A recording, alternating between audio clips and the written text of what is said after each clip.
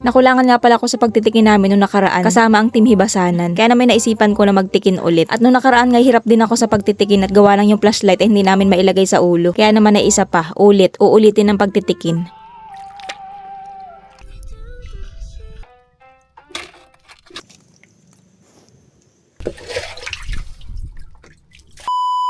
So yun na nga guys, for today's video nung nakaraan nga pala ay nangilaw ako kasama ang Team Hibasanan. Nagtikin kami o nanikin kung tawagin din sa amin. At may nabasa nga akong comment kung meron daw bang part 2. Pwede naman gawa natin ng part 2 kung saan ka masaya. Ay hala pa pagbigi. Yun nga lang, mag-isa lang ako ngayon mangingilaw. Pero okay lang yun kahit ako'y mag-isa at ako naman ay hindi panlawin. Sakto lang. At saka ako naman ay sanay na mag-isa.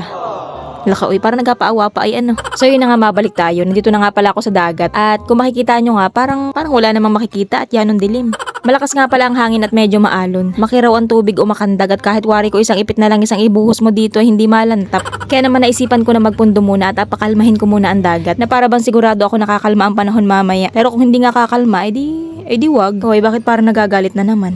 Nga pala rin sinasalin ko, yan na hindi lang banog ha. Tubig inumin yan. Sinasalin ko kasi itong laman ng isa at gawa ng gagamitin ko pang limas at gawa ng itong bangka ay maraming tubig. Nga pala sila papa ay dumagat din pero sa ibang lugar. Tinawagan nga pala nila ako. Huwag daw ako magtitikin sa sobrang lalim at baka daw ako mapadpad sa Marinduque. Laka uy. Malakas kasi ang hangin at mabilis nga mapayad ang bangka. Muntik pa nga ako mga laglag sa bangka kanina. Wala lang, share ko lang. Naisipan ko nga palang tumabi at maglalakad na lang ako sa pangingilaw. At parang way klarong kumalma. Kumain na nga pala muna ako bago ako mangilaw at may dala naman akong pagkain. At huwag ka, mangingilaw laang yan, nakalipstick pa. Paano ta naman ay may mga nagpapicture din kasi din sa akin sa Hibasanan. Para kahit papaano bagay maganda man laang sa camera.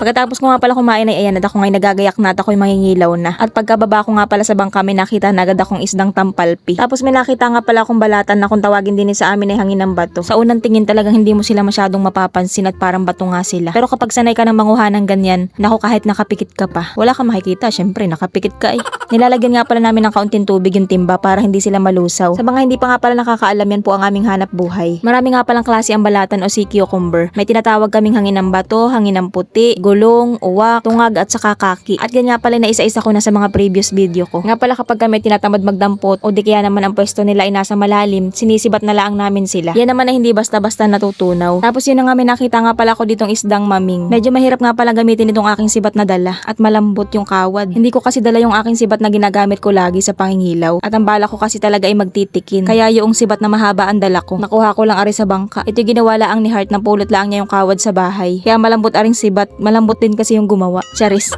Nga pala may mga nababasa akong comment. Bakit daw iba yung boses ko kapag ako'y nagbo-voice over kumpara dun sa actual ako nagsasalita habang naka-video. Hindi naman ibang iba. Ganun pa rin naman yung boses. Pero may mga ganun talaga. Merong ang gandang-ganda ng boses kapag nagsasalita pero kapag kumanta na, ang ganda ng sampigahin. Kasi kapag actual ako nagsasalita, talagang mabilis ako magsalita. Yung halos hindi maintindihan. Pero kapag voice over na, syempre dapat hinay-hinayan ko ng kaunti. Yes, itong voice over ko, mabagal pa talaga ito.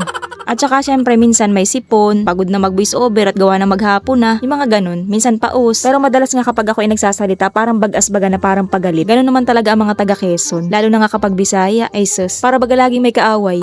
Nga pala may napansin ako din sa gilid ng bato. Kung titingnan mo nga mabuti, parang wala lang 'di ba? Pero merong saang na nakasandal din sa bato. Nga pala maganda manguha ng saang kapag gabi kasi mga nakalabas sila. Hindi nga tulad kapag umaga kadalasan nasa ilalim sila ng bato. Yung iba nga pala sa kanila kung titingnan mo talaga parang bato laang sila pero sa paningin ko ay saang. At tama naman ako at saang naman talaga. Ewan ko rin ba sa mata ko, madali ko silang nakikita. Pero nakakaaliw nga kapag nakakita ako ng ganyan, hindi pwedeng hindi ko adamputin. Kahit nga nauumay na ako sa pagkain ng ganyan, hindi ko pa rin maiwasan na hindi adamputin kapag ako'y nakakita ng ganyan. Kaya ang ginagawa ko, binibigay ko na lang dun sa mga kakilala ko. Nga pala 11:00 na kaya naman ako'y tinatamad na nga maglakad kaya bumalik na ako din sa aking bangka. Yun nga lang, hibas pa rin. Hindi pa makakapasok ito sa ilog kaya naman maghihintay ako ng high tide dito. Kumalma na nga pala ang dagat at gusto ko nga sanang magtikin kaya nga lang ay nakabara itong bangka at nakatihan. Kaya humilata na lang muna ako at magapahinga. Isang oras na nga pala ako naghahintay pero hindi pa rin nalutang aring bangka. Aba parang dito na ata ako makakatulog ah. Nga pala kung kailang gabi saka nakatahob ang aking mukha na para bang ayaw umitim sa liwanag ng buwan. Hindi, may dahilan nga pala ako kung bakit nakaganyan ako. Nga pala sa wakas lumutang na aring bangka. Ang oras nga pala ngayon ay 12:30 na. Pauwi na nga pala ako at ipapakita ko lang sa inyo itong mga nahuli kong pang-ulam. Kakunti nga lang pala pero okay na rin yan. Pero nung tinutulak ko nga yung bangka may nakita akong tagutungan at uhulihin ko nga ito at abay sayang din yan, pang-ulam na rin yan. Tapos may nakita nga rin pala akong balatan at sinibat ko na rin. At nagbago nga pala isip ko, hindi muna ako uuwi. Maninikin muna ako o magtitikin. Kumalma kasi ang panahon tapos alinaw ng tubig kaya parang ginanahan ako na magtikin muna bago umuwi. At hindi pa naman pati ako ako inaantok. Ako na nga lang pala ang tao din sa dagat. Nga pala sinasabi nung iba, buti daw at ako hindi napapanlaw kahit ako'y mag-isa laang sa dagat. Siguro dahil sanay na. Pero kung halimbawa isa lalauhan tapos ganitong hating gabi, wag na. Matulog na laang. Hindi ako natatakot din sa dagat kasi hawan. At saka may dala kasi akong sibat kaya hindi ako takot. Kapag may lumapit na hindi kaya-aya, edi asibatin. Ayun pala'y magtatanong laang o di kaya ay makikiinom. O ay di sorry, kawasat. Pero ang kinatatakutan ko din sa dagat kapag malalim tapos may nakikita akong puti sa ilalim. Naiisip ko kasi baka yun ay bangkay. Kasi din sa lugar namin dati may nakuhang bangkay sa ilalim ng dagat. Yun ay may sakit na epilepsy, nangahapin baga siya tapos inatake at nalaglag sa bangka. Basta ganun yung naiisip ko kapag may nakikita ako maputi din sa ilalim ng dagat. Sa totoo lang nung time na yan, nung naninikin ako, may nakita akong maputi sa ilalim ng dagat. Yun pala'y sako lang. Pero kinabahan talaga ako bigla nung matanlawan ko. Kaya bumalik ako din sa medyo mababaw. Kanina kasi nagtitikin ako ay doon sa malalim. Gusto ko kasi makahuli man lang baga ng malaki-laking isda. Kaso wag na at ako'y napanlaw na. Nga pala dati takot ako magtikin ng mag-isa. Kasi dati pakiramdam ko habang nagtitikin ako may nakasakay sa hulihan ng bangka. Pero siguro kaya napapanlaw ako dahil hindi ako taga doon. Hindi ko kabisado yung lugar. Kasi dati dumadayo kami sa ibang lugar. Saka alam nyo laking tulong talaga sa akin ng pagbablog. Nabawasan yung pagkapanlawin ko. Paano ta naman ay lagi nasa isip ko lang ay hala sige magpakita kayo at nakabidyo kayo. Pabor yan sa akin at mag-million views yan.